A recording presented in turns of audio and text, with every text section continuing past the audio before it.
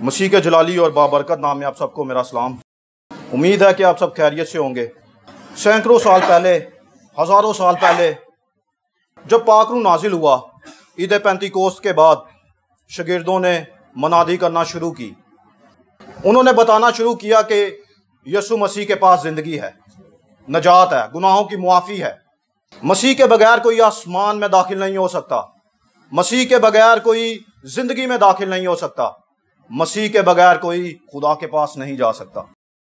بہت سے لوگوں کے دلوں پر چوٹ لگتی ہے، وہ مسیح کے پاس آتے ہیں، وہ توبہ کرتے ہیں، اپنے گناہوں سے معافی مانگتے ہیں، بپتسمہ لیتے ہیں اور ابتدائی کلیسیا میں شامل ہو جاتے ہیں۔ لکھا ہے کہ ہر روز ان کا شمار جو تھا وہ بڑھتا جا رہا تھا، ان میں نئے لوگ شامل ہو رہے تھے، وہ ترقی کر رہے تھے، وہ گرو کر رہے تھے۔ ان کی ترقی کا راز کیا تھا؟ آئیے میرے ساتھ دیکھیے اعمال کی کتاب، اس کا 2 باب اور اس کی 42ویں آیت۔ خدا کے کلام میں یوں مرقوم ہے، اور یہ رسولوں سے تعلیم پانے اور رفاقت رکھنے میں اور روٹی توڑنے اور دعا کرنے میں مشغول رہے۔ آمین۔ یہ جی ان کی ترقی کا راز ہے، ان کی گروتھ کا راز یہ 4 چیزیں ہیں، یہ 4 پرنسپل ہیں جو وہ ہر روز کیا کرتے تھے۔ آج ان 4 پرنسپلز میں سے ہم ایک پر بات کریں گے، رفاقت پر۔ کیا آپ کو آئیڈیا ہے رفاقت کے بارے میں؟ رفاقت ہے کیا؟ اکٹھے ہونا، جمع ہونا، گیدرنگ، یہ رفاقت کے نام ہیں جی۔ مسیح رفاقت، مل کر پرستش کرنا، اس کی عبادت کرنا، خدا کے کلام کو شیئر کرنا، بوجھ کو شیئر کرنا، یہ ہے رفاقت۔ رفاقت ہے کیا؟ رفاقت مسیحیوں کی بنیاد ہے۔ رفاقت کے بغیر ایک مسیحی، ایک ایماندار ترقی نہیں کر سکتا۔ مسیح رفاقت کے بغیر ایک مسیح گرو نہیں کر سکتا۔ رفاقت کرتی کیا ہے؟ رفاقت ایک ایماندار کو امپاور کرتی ہے، ریسٹور کرتی ہے، ہیل کرتی ہے، بالغ کرتی ہے، سمجھدار کرتی ہے۔ رفاقت جو ہے یہ ایک ایماندار کو جب کبھی وہ نا امید ہوتا ہے تو رفاقت اسے پوری امید کرتی ہے۔ جب ایک ایماندار خوف زدہ ہوتا ہے، پریشان ہوتا ہے، ہرٹ ہوتا ہے تو رفاقت ہی ہے جو اسے دلیر کرتی ہے۔ رفاقت ہمارے بوجھ کو ہلکا کر دیتی ہے۔ نہ صرف مسیح رفاقت بوجھ کو ہلکا کرتی ہے، بلکہ یہ ایک ٹائم ایسا آتا ہے جب ہم مسلسل رفاقت میں جاتے ہیں، دعا کرتے ہیں، پرستش کرتے ہیں، عبادت کرتے ہیں، تو یہ رفاقت آپ کے بوجھ کو ختم کر دیتی ہے۔ کیسے ختم کرتی ہے؟ 2018 کے مڈ میں میرے ایگزام ہوئے، کانسٹیٹیوشن کا پیپر تھا۔ اس میں 6 کوسچن کرنے ہوتے ہیں، باقی سب میں آپ نے 5 کوسچن کرنے ہوتے ہیں۔ ہمارے پروفیسرز جو کہ کچھ ریٹائر ججز تھے، کچھ ہائی کورٹ کے وکیل تھے، کچھ سپریم کورٹ کے وکیل تھے، کچھ CSS کر کے آئے تھے، یہ اپنی فیلڈ کے ماہر لوگ تھے، استاد لوگ تھے، ماسٹر تھے۔ انہوں نے آخری ایام میں جب ہمارے ایگزام ہونے تھے ان سے کچھ دن پہلے ہم سب بچوں کو ایک نصیحت کی۔ سارے پروفیسرز نے اپنے تجربے کی بنیاد پر انہوں نے کہا کہ بچوں، آپ نے ہر صورت میں اپنے پیپر کو کمپلیٹ کرنا ہے، مکمل کرنا ہے۔ اگر آپ نے پیپر کو کمپلیٹ نہیں کیا تو آپ فیل ہو جائیں گے، پاس نہیں ہو سکتے۔ میرا شمار ان بچوں میں ہوتا ہے جو ٹائم کی مس مینجمنٹ کی وجہ سے اپنے پیپر کو کمپلیٹ نہیں کر سکے۔ مجھ سے پیپر چھین لیا گیا کیونکہ امتحان کا ٹائم جو تھا، ایگزام کا ٹائم جو تھا وہ مکمل ہو چکا تھا، ختم ہو چکا تھا۔ میں کمرہ امتحان سے نا امیدیوں کو لے کر آیا۔ جیسے ہی میں کمرہ امتحان سے نکلا تو خوف نے، پریشر نے، ٹینشن نے مجھے گھیر لیا کہ اب کیا ہوگا۔ پروفیسرز کی باتیں میرے کانوں میں، دماغ میں، میری باڈی میں گونجنے لگی کہ تو فیل ہو جائے گا۔ کچھ دنوں کے بعد ایسا ہوا کہ انہی دنوں میں میری والدہ کو پارکنسن ہے، وہ دوسری سٹیج میں تھی، ان کی طبیعت خراب ہوئی اور وہ دوسری سٹیج سے بڑھ کر تیسری سٹیج میں آ گئی۔ پارکنسن ہے کیا؟ بیسیکلی ہمارا مائنڈ ایک لیکوڈ بناتا ہے جس کو ڈوپامین کہتے ہیں۔ اس لیکوڈ کی وجہ سے ہماری پوری باڈی کنٹرول رہتی ہے۔ کچھ لوگوں کے ساتھ ہوتا یہ ہے، عمر کے بڑھنے کے ساتھ ساتھ مائنڈ جو ہے وہ اس لیکوڈ کی مقدار کم بنانا شروع کرتا ہے، جس سے ہماری باڈی مکمل طور پر کنٹرول نہیں ہوتی۔ آپ نے دیکھا ہوگا کئی لوگوں کے ہاتھ کانپتے ہیں، وہ آؤٹ آف بیلنس ہو جاتے ہیں۔ ان دنوں میں میری والدہ بھی آؤٹ آف بیلنس تھی، وہ صحیح سے بیٹھ نہیں سکتی تھی، صحیح سے کھانا نہیں کھا سکتی تھی خود سے. ہم ان کو بٹھاتے تکیے پیچھے لگا کر، سپورٹ لگا کر. یہ بھی، اس چیز نے بھی مجھے پریشان کرنا شروع کر دیا. اپنوں کی کمزوریاں ہمیں زیادہ کمزور کرتی ہیں، اپنوں کا غم ہمیں زیادہ غمگین کرتا ہے. سو میرے ساتھ بھی یہی ہو رہا تھا. یہ دو مسائل میں اپنے ساتھ لے کر چل رہا تھا کہ تیسرے نے بھی آواز دی کہ شہزاد صاحب میں بھی میں کیا حاضر جناب. یہ فائنینشلی کرائسس تھے. ہمارے اخراجات ہماری انکم سے بڑھنا شروع ہو گئے، ہماری ضرورتیں ہماری انکم سے بڑھنا شروع ہو گئی. اس طرح ہم فائنینشلی کرائسس میں بھی چلے گئے. یہ تین مسائل مل کر مجھے دبانا شروع ہو گئے، خوفزدہ کرنا شروع ہو گئے، پریشان کرنا شروع ہو گئے. ہمارے چرچ کا ایک بھائی ہے، دوست ہے میرا، ہم خدمت ہے، ڈیوڈ بھائی. جب میرے امتحان ہوتے تو وہ مجھ سے کال کر کے پوچھتے کہ کیسے امتحان چل رہے ہیں. انہوں نے اس دن بھی کال کی اور مجھ سے پوچھا کہ بھائی کیا حال ہے. میں نے ان کو بتایا بھائی برا حال ہے، کوئی حال نہیں. پروفیسرز نے بالکل کلیئرلی بتایا تھا کہ اگر آپ نے پیپر کو کمپلیٹ نہیں کیا تو آپ فیل ہو جاؤ گے. میرا پیپر کمپلیٹ نہیں ہوا، انکمپلیٹ پیپر تھا. انہوں نے بولا کہ ہم رات کو بیٹھیں گے، رفاقت کریں گے. سو وہ میرے پاس آئے تو ہم نے رفاقت کی اور انہوں نے خدا کے کلام سے مجھے تقویت دی.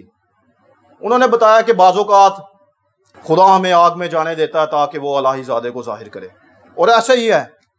بعض اوقات خدا ہمیں شیروں کی مان میں جانے دیتا ہے، شیروں کا سامنا کرواتا ہے. بعض اوقات خدا ہمیں میدان جنگ میں لے کر جاتا ہے، جاتی جولیت کا سامنا کرواتا ہے، دشمن کا سامنا کرواتا ہے. سو ان کی باتوں سے میں انکریج ہوا.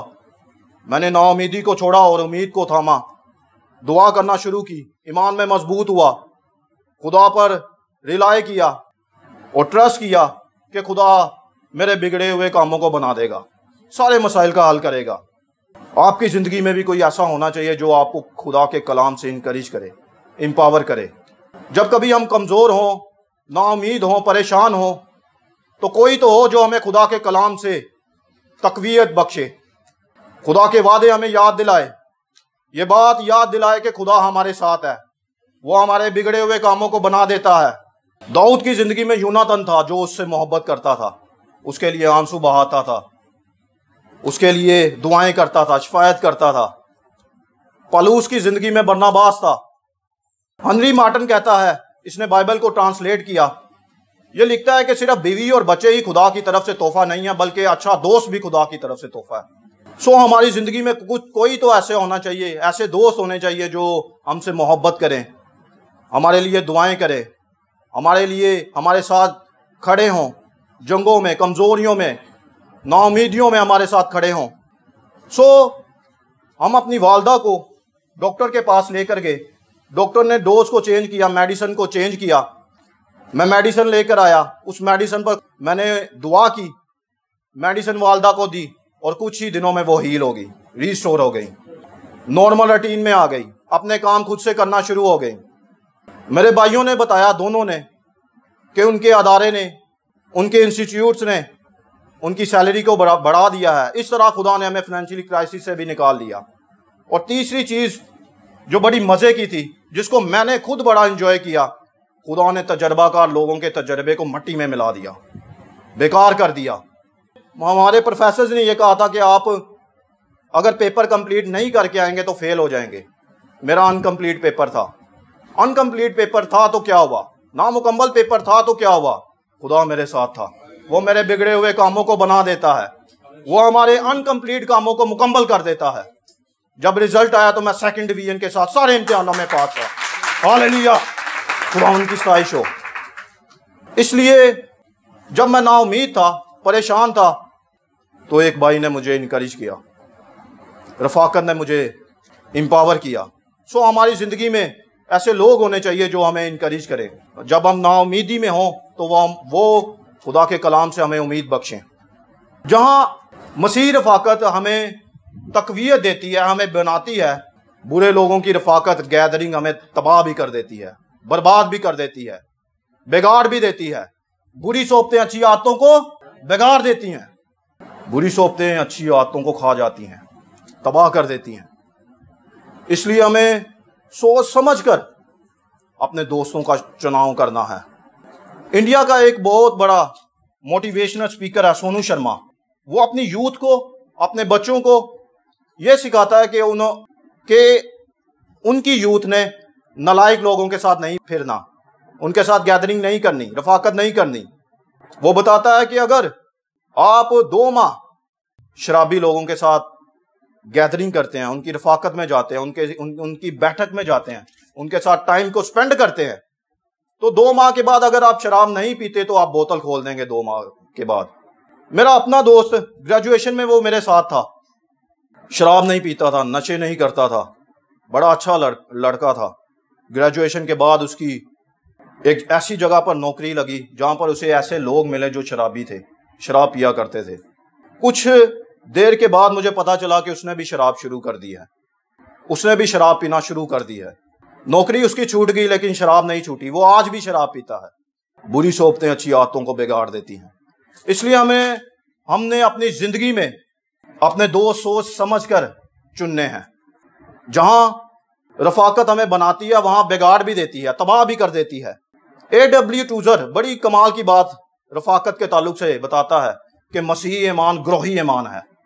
अगस्त 2021 में हमारे चर्च ने कुछ लोगों को बपतिस्मे दिए, हमने प्रस्तिश की, दुआएं की, और जब नसीहत की टाइम आया तो भाइयों ने, कलीसिया ने, चर्च ने, पास्टर शहजाद अलियास ने उन सबको एक नसीहत की कि आपने रफाकत करने से बाज नहीं आना, रफाकत में रहना है, क्योंकि अकेले आप मसीह को नहीं समझ सकते।